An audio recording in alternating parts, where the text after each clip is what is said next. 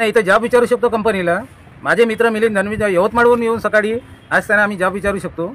मग इथले पदाधिकारी झोपले आहे का? इथले आंबेडकरी समाज झोपला आहे का? यांनी हा प्रश्न विचारायला नाही पाहिजे यांना. एवढ्या दिवसापासून इथं माती असे पडून आहे अवैध. आज एवढ्या मोठ्या स्ट्रक्चर व नुकसान होण्याचा संभव आहे. आज त्या दीक्षाभूमीच्या अंदर आम्ही जाऊन बघितलं, जाड्या लागून आहेत, इथे आहेत. म्हणजे इथला मेमोरियल सोसायटीचे जे मेंबर लोक आहे काय करत आहेत? एवढा मोठा आज आमच्या हा स्थळ प्रेरणाभूमी, ऊर्जाभूमी, ही आज जगप्रसिद्ध असलेली रक्ताचा एक थेंब न सांडवता डॉक्टर बाबासाहेब आंबेडकरांनी 14 ऑक्टोबर 1900. जय भीम. मी विनोद खोब्रागडे, चंद्रपूर. माझ्यासोबत यवतमाळवरून मिलिंद धनवी आले आहे. आज आम्ही या पवित्र दीक्षाभूमीवर जे मागील काही दिवसापासून जे व्हॉट्सअपवर, फेसबुकवर जे चालू आहेत अनेक, त्या संदर्भामध्ये जाणून घेण्यासाठी मी व माझे मित्र मिलिंद धनवी यवतमाळवरून, मी चंद्रपूरवरून आज इथे पवित्र दीक्षाभूमीवर, प्रेरणाभूमीवर आम्ही आलेले आहे. आणि नेमका हा प्रकार काय आहे हे मागेले मी काही दिवसापूर्वी जनतेच्या निदर्शन दिलं होतं, समाज बांधवांच्या. हे जी जागा आहे दीक्षाभूमी, ही आमच्या तमाम करोडो बौद्ध बांधवांची प्रेरणाभूमी आहे, ऊर्जाभूमी आहे.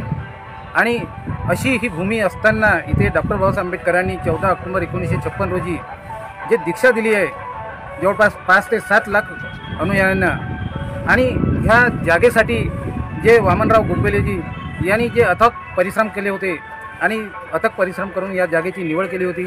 आणि त्यानंतर मंडलिक नावाचे महसूल मंत्री यांच्याकडून ती जागा त्यांनी सरकारी जागा चराई करता असल्यामुळे या जागेची निवड करून त्यांनी ही जागा दीक्षाभूमीसाठी केली होती. आज त्या दीक्षाभूमीला, या जमिनीला, जागेला 70 वर्षाचा कालावधी होतो. तुम्ही पाहू शकता हा सातबारा आहे. हा नागपूर शहरातील लेंड्रा या गावातील, मौजा लेंड्रा या गावातील सर्वे नंबर 221-222/2 हा सातबारा असताना या सातबाऱ्यावर आजपर्यंत दीक्षाभूमी या नावाने नोंद झालेली नाही. किंवा आमचे जे आंबेडकरी जे मेमोरियल सोसायटीचे, स्मारक समितीचे जे पदाधिकारी आहेत यांनीसुद्धा 70 वर्षामध्ये दीक्षाभूमी या जागेसाठी कुठलाही प्रयत्न केलेला नाही. तुम्ही हा सातबारा आहे, ऑन रेकॉर्ड पाहू शकता. आता हे किती मोठी शोकांतिक आहे की एवढा मोठा समाज बांधव असताना जर यांनी सातबारा नावाने केले नाही, उलट इथल्या महसूल प्रशासनाने इमारत हे नाव केलेले आहे. तुम्ही पाहू शकता ही एवढी मोठी आज दीक्षाभूमी दिसत असताना या दीक्षाभूमीला त्यांनी इमारत हे नाव लिहिलेले आहे. आणि तत्कालीन इथले महसूलचे जे तहसीलदार आहेत त्यांनी एक आदेश पारित केला, रामा क्रमांक 4 RTA 64/2018 16/1/19 मध्ये झुडपी जंगल करण्याचे आदेश पारित केले आहे. आणि त्या संबंधित तलाठी, महसूल अधिकारी, मंडळ अधिकारी यांनी फेरफार क्रमांक 538 हा 16/1/2019ला फेरफार घेण्यात आलेला आहे. आणि 16/1/2020ला त्यांनी फेरफार मंजूर केलेले आहे. म्हणजे तुम्ही बघू शकता, एका दिवशी 16/1/2019ला आदेश होतात, 16/1/19ला फेरफार घेतल्या जाते एका दिवसात, आणि एका दिवसामध्ये ते झुडपी जंगल म्हणून नावाने नोंद केले जाते. ही इतकी मोठी घटना आज एवढ्या मोठ्या नागपूर शहरामध्ये घडली असताना सुद्धा इथले आमच्या तमाम आंबेडकरी समाज बांधव आजपर्यंत या जागेच्या, दीक्षाभूमीच्या मागणीसाठी त्यांनी कुठलाही प्रयत्न केला नाही. तहसीलदार, SDO, कलेक्टर, कमिशनरला जाबसुद्धा विचारला नाही की असे बोगस काम तुम्ही का केलं आहे म्हणून. किती मोठी शोकांतिका आहे. आता काही दिवसापूर्वी तुम्ही बघितलं असेल अंबाझरीच्या इथे, तिथेसुद्धा असाच प्रकार घडला आहे. आणि त्या तलावाला बगीचा दाखवून तिथली 300-350 एकर जागामध्ये जे डॉक्टर बाबासाहेब आंबेडकरांचं स्मारक होतं ते बुलडोजर लावून उद्ध्वस्त करण्यात आलेले आहे. एकाही नागपूरच्या मंडळीने त्यांच्याविरुद्ध FIR दाखल केले नाही आहे, ॲट्रॉसिटी गुन्हा दाखल केले नाही. मी मात्र आणि माझे मित्र मिलिंद धनवी हे दोघं मिळून आम्ही आज वर्ध्याच्या न्यायालयामध्ये त्यांच्या ॲट्रॉसिटीचे गुन्हे दाखल करण्याची मागणी केली आहे. 22 तारखेला आता त्यांच्यावर आदेश लागलेले आहे. आज हायकोर्टामध्ये सुद्धा त्यांच्यावर ताशेरे उडलेले आहे त्या स्मारकाच्या संबंधात विवेकानंदच्या. कारण उजव्या बाजूला बाबासाहेबांचं स्मारक उद्ध्वस्त करून डाव्या बाजूला तुम्ही त्यांचं स्मारक कसं काय बनवलेलं आहे, हा प्रश्न आम्ही 1 वर्षापूर्वी विचारलो होतो ऑन द स्पॉट तिथे जाऊन. म्हणजे हा पक्षपात सरकार कसा काय भेदभाव करू शकतो.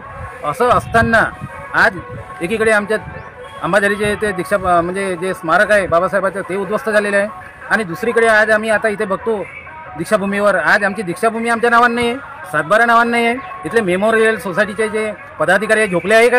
यांना समजत नाही का? कायदा समजत नाही का? यांनी बैठक घेतली नाही का? काय बैठक घेतलं नाही?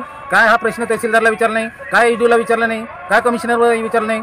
आणि यांनी या प्रश्नाचं उत्तर न मिळाले म्हणजे यांच्यावर FIR दाखल का केलं नाही? हे सर्व झोपलेले आहेत. पदाधिकारी झोपलेले आहे.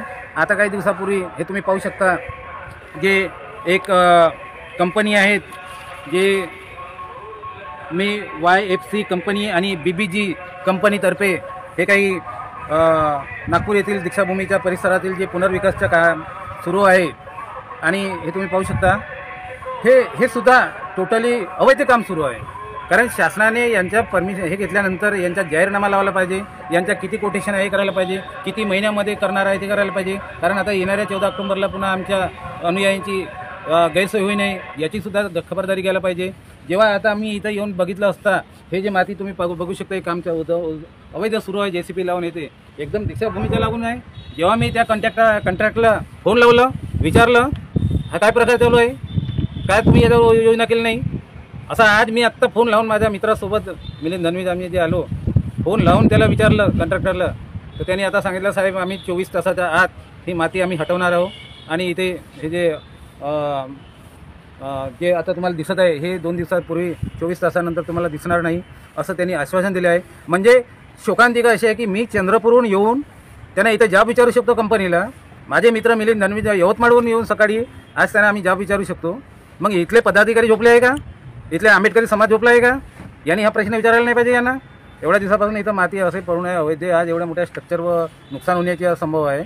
आज त्या दीक्षाभूमीच्या अंदर आम्ही जाऊन बघितलं, जाड्या लागून आहेत, इथे आहेत. म्हणजे इथल्या मेमोरियल सोसायटीचे जे मेंबर लोक आहे काय करत आहेत, एवढा मोठा आज आमच्या हा स्थळ प्रेरणाभूमी, ऊर्जाभूमी, ही आज जगप्रसिद्ध असलेली रक्ताचा एक थेंब न सांडवता डॉक्टर बाबासाहेब आंबेडकरांनी 14 ऑक्टोबर 19